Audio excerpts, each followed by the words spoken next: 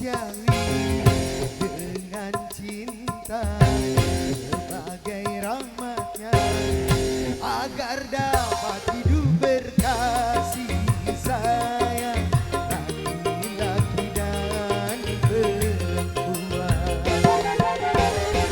agar dapat mengembangkan keturunan demi penerus perjuangan.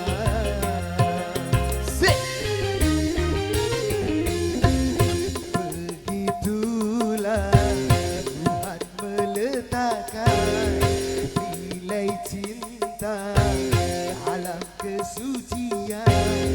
Jadi janganlah kau menyalahgunakan sebagai pemuas nafsu setan. Dan juga janganlah cinta kau jadikan alat membuat kerusakan. Asik. Masih bersama KDM.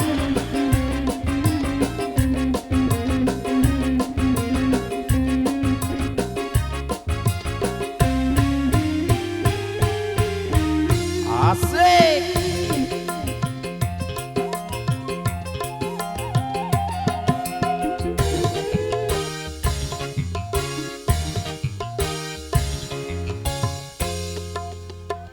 Rasa cinta, hati-hati dan waspada, jaga, pelihara serta kuasa gila.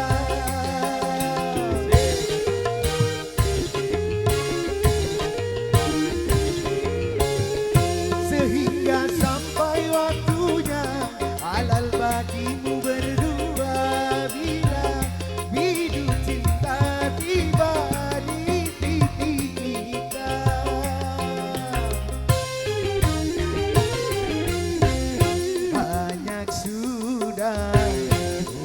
Tunas muda berguguran belum berkembang, korban dari nafsu birahi durjana yang mengatasnamakan cinta.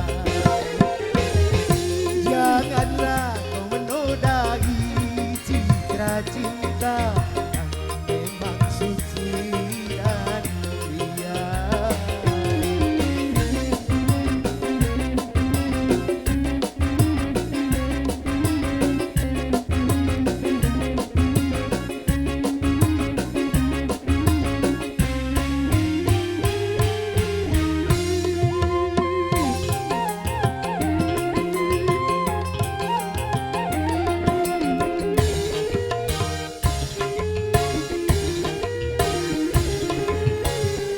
Bila datang rasa cinta, hati-hati dan waspada, jaga, pelihara serta kuasa gila.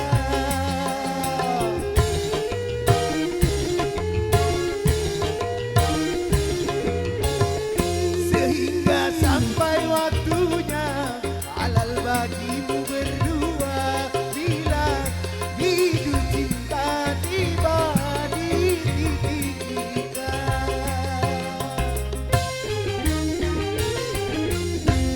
Banyak sudah tunas muda